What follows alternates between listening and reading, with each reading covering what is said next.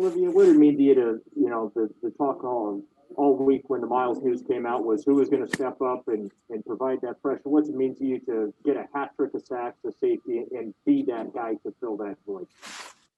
Well, we all miss Miles, and we wish he could have been out here playing. So, at the end of the day, everybody played as a team. Made the stops when we had to, made the big plays when we had to. And I'm glad we're sitting at 7-3 right now. Do you remember a game for you personally that you played this well? Excuse me, I can't hear you.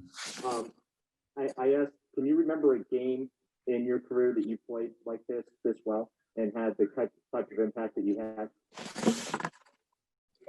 There's some highlights that I've had, but at the end of the day, all I kept thinking was, please just win this game. It really don't matter what you do inside the lines if you don't win. So it's big that we got a big win, big W.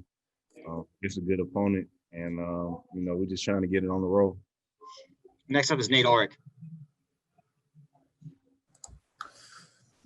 Hey, Obi, obviously the sack in the end zone was huge. Were you thinking safety all the way, and what did you see as that play unfolded?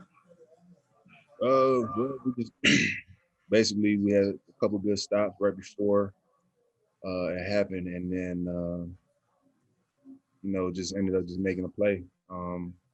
We thought they were going to come with the game plan, trying to run it out of there. We didn't think we were going to try to pass, especially with the condition that was going on with the weather, and it just ended up going our way.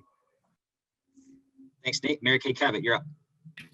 Hey, Ovi, did you have any kind of conversation, with Myles Garrett where you guys were, kidding around with him or something like that, where you were saying, hey, don't worry about this. We've got this. We're going to make huge plays in your absence. Was there any talk like that? Well, I shot him a text, to get right. I had somebody close to home that caught COVID, so I know how serious it is. So, I just shot him a text, keep your head up and try to get better. This thing ain't nothing to play around with, for anybody to get. So, I'm just glad we got the W, and looking forward to next week. So did you guys in some ways, not that you necessarily dedicated the game to Myles, but did you have that in the back of your mind that you could kind of had to, everybody really had to step up and help contribute with him watching from home? I mean, the mindset was going out there, everybody playing as a team and getting the W. I think that was everybody's mindset. So we ended up doing that, and now we're sitting at 7-3. So I think everybody's just happy at the moment and trying to build up this momentum. Okay, thank you. Thanks, Mary Kay. Scott Patrick. Hey, Olivier. So, before the game, do you and Adrian and the rest of the D-line get together and say, okay, we really need to play better than we have, or does that just kind of go unsaid without Myles being in the lineup? No, I mean, at the end of the day, guys, the rest of the other guys play well. We got guys that played, we had a good week of practice. Everybody did what we do and came out executed, and everybody put together as a team, and especially as a D-line. And are you feeling a lot healthier than you were in the first half of the season? Yeah, man, feeling a whole lot better.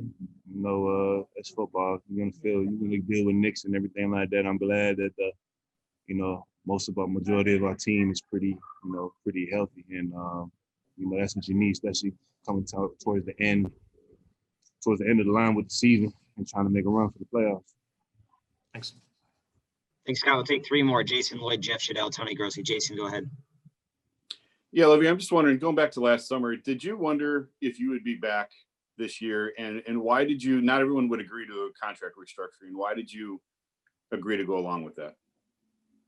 At the end of the day, I seen, this team got a lot of had a lot of potential on how everything unfolded last year. It didn't really go our way. We had too much talent, and we wasted last year. So, one thing it's hard to do is get a win, and the next hardest thing is getting into the playoffs. So, I think my mindset and everybody else's organization's mindset is right now is getting into the playoffs and, trying to make something just got to get into the tournament. And, it starts with week 1 and every week after that. So, leading up to the season, just seeing the potential that we had and, guys that are really hungry and guys that are tired of losing. So I'm just glad to be a part of it.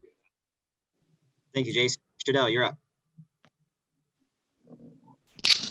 Ovi, what was it like playing in that rain, steady rain for 3 hours? And then those conditions favor the pass rusher or the offensive lineman? Well, I'm from Miami, so I love playing in the rain, minus the cold weather, but it changed the aspect of the offense and what they try to run.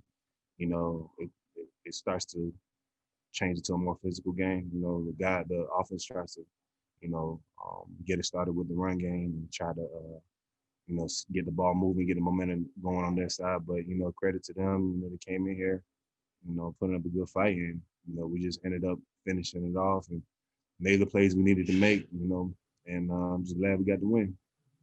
Thanks, Jeff. Last question, Tony Grossi.